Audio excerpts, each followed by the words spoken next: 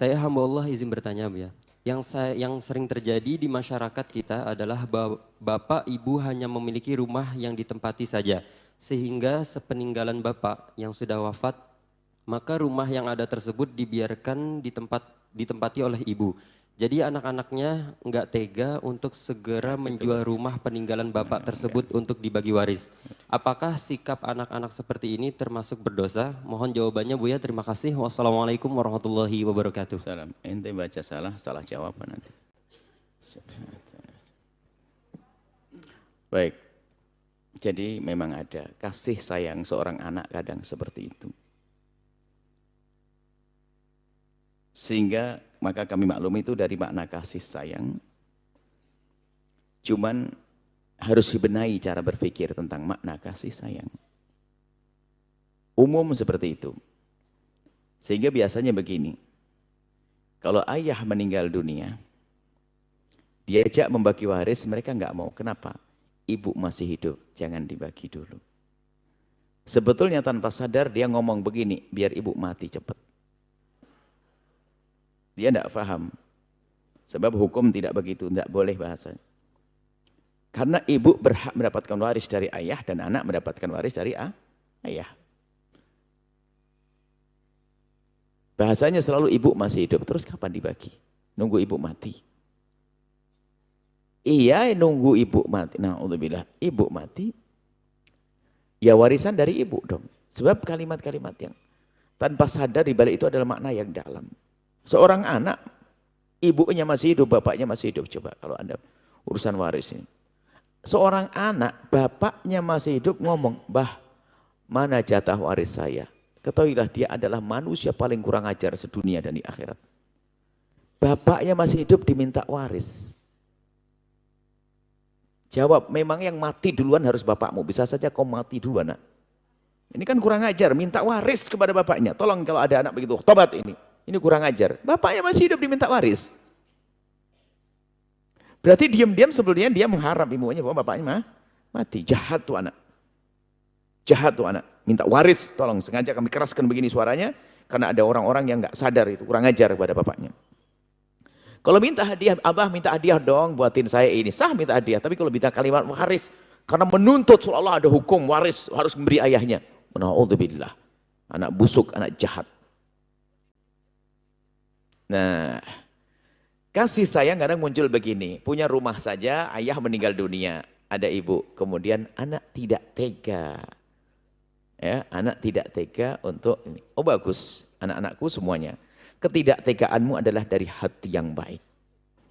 Maka ketidaktegaanmu tidak berarti kamu membiarkan itu tidak terwaris.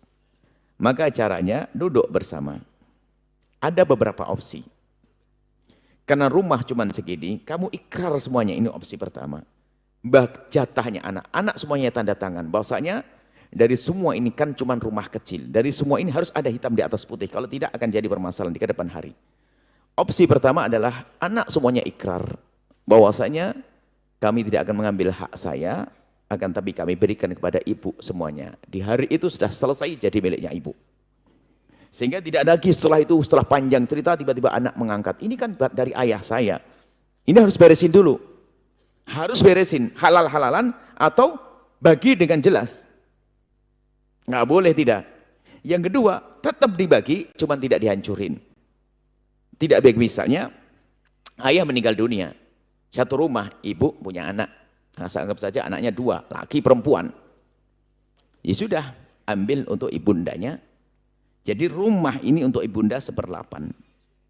Kalau memang ini ayahnya, rumahnya ayah bukan rumahnya ibu. Kalau rumahnya ibu ya nggak perlu diwaris. Karena ada saja ibu punya rumah kan. Ada suami istri menikah, ini rumah ibunya dari warisan ayahnya. Kalau memang ini rumahnya ayah, berarti ibu dapat bagian 1/8 karena punya anak. Lah anaknya itu nanti karena dua laki perempuan, laki sama perempuan, gambarnya begitu. Jadi dibagi 3, sisanya dari sisa dari diambil ibu dibagi 3. Anak laki-laki ngambil 2 bagian, anak perempuan ngambil 1 bagian. Nah, di dalam rumah itu ada begitu dicatat. Jadi rumah dengan nilai ini adalah 1/8 miliknya ibu. Kemudian setelah itu sisanya adalah dibagi 3. 1/3 untuk anak perempuan dan dibagi 2/3 adalah untuk anak laki-laki. Ditulis, dinotariskan, jeder. Kemudian setelah itu tinggal dibahas. Apakah ibu yang nombokin? Atau mungkin anak laki-laki nombokin semuanya, kemudian diserahkan ke ibu, atau sebagainya. Yang jelas dari dua opsi ini, jangan sampai dengan gaya bahasa waris, lalu ibunya dikeluarkan dari rumah tersebut. Alasannya membagi waris. Terus ibumu kau suruh tinggal di mana, hei anak soleh. Jadi biarpun opsi waris, hendaknya jangan dihancurin atau jangan dikeluarkan ibu dari rumah tersebut. Kalau ternyata ini anak memang pelit-pelit amat, hitung-hitungan, nyewa deh. Saya yang bayari sewanya nanti. Masa urusan anak saja kok, urusan ibu kok. Gitu loh maksudnya apa? Nah, cuman jangan dibiarkan, maksud kami jangan dibiarkan begitu saja tanpa ada hitungan-hitungannya. Sebab itu nanti menjadi Masya Allah, menjadi rewel, bermasalah. Nah, kemudian kok ternyata setelah itu ibunda wafat, maka 1/8 miliknya ibunda nanti dibagi untuk 2 anaknya.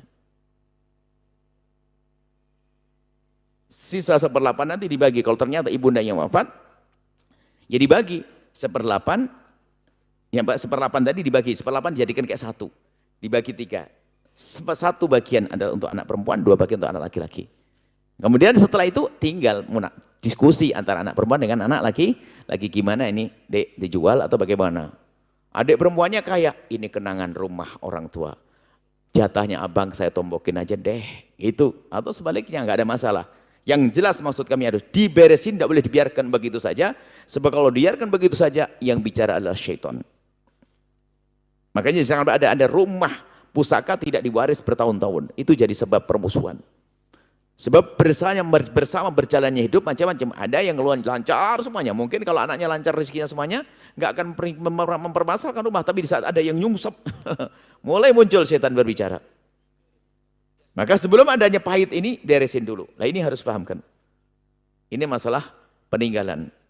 Dan kami hargai anak-anak tadi nggak enak, nggak tega. Ya nggak harus nggak tega dong, masa ibundanya dikeluarkan. Tapi mendudukkan permasalahan itu penting agar tidak jadi perselisihan. Setelah itu diselesaikan, Kak, mulai saat ini sudah jelas ya, hakmu ada di sini dan sebagainya. Tinggal abang punya rumah atau belum? Ini apa belum? Kalau belum ya tinggal di sini sama-sama deh. Yang jelas, kalau seandainya aku mati, kau mati, siapa mati, jelas. Karena permasalahannya bukan di antara bertiga, ibu dan 2 anaknya enggak. Bisa saja anak laki-lakinya mati. Loh, hak siapa ini? Jelas nanti pembagiannya. Jatah milik anak laki-laki akan diwaris oleh anaknya laki cucu. Seperti itu. Maka mendudukkan masalah itu penting. Jangan dibiarkan, hei hamba Allah, membuat permusuhan di rumah. Jangan membiarkan warisan lama-lama tidak dibagi. Dan membagi bukan berarti harus mengeluarkan orang dari rumah. Membagi adalah mendudukkan permasalahannya. Kami sedih di saat didatangi hampir setiap saat orang masalah warisan. Na'udzubillah. Neraka. Padahal warisan kalau diambil dengan benar akan menjadi sebab keberkahan dalam hidupnya. Karena dari orang tua yang mengumpulkan harta dengan jerih, payah, keringat, dan niat dan cinta. Diambil oleh anak dengan baik akan jadi berkah. Tapi si dasar anak busuk jahat mengambil dengan cara nggak benar, lihat sengsara hidupnya. Hati-hati ya Allah. Dan urusan warisan, ingat urusan warisan. Jadilah engkau orang yang paling lembut dalam pembagiannya. Paling lembut, paling istimewa. Jangan mengangkat suara. Sebab suara yang kau angkat akan mengundang suara baru lagi. Menjadi sebab permusuhan dalam keluarga. Jangan jadi setan, jangan jadi iblis, jangan jadi orang busuk. Saya wanti-wanti masalah warisan. Jadilah orang yang paling lembut. Gimana baik menurut para ustadz saja. Kok kelihatannya? Sudahlah, kalau sudah yang ngomong ustadz, guru, selesai. Tidak usah prasangka buruk, jangan. Nah ini sudah mulai setan masuk. Wah barangkali aku dibohongi, ada ini nih. Ya, memang setannya banyak. Bukan saja orang kaya yang berebut waris, si fakir pun ternyata. Orang tua yang fakir nggak punya kekayaan banyak pun berebut. Sering kami sebutkan rebutan meja patah kaki dan tikar robek. Dan tidak pandang orang alim pun bisa saja berebut waris. Kiai meninggal dunia, punya anak ustadz muda rebutan kantin pondok, nggak habis-habis. Yang gede setannya, takutlah ya Allah. Orang berebut waris adalah ahli neraka berjalan di atas bumi karena telah melakukan 3 dosa gede semuanya. Durhaka ke orang tua, ngambil hak orang lain, dan memutus tali persaudaraan. Cuman uniknya, ingat, biasanya yang paling merebut waris adalah orang yang paling tampak soleh, yang paling tampak alim, hati-hati. Tahajudnya paling banyak, punya hafalan Quran, dia paling ustadz, karena dia sudah bersekongkol dengan iblis yang paling pintar. Hati-hati.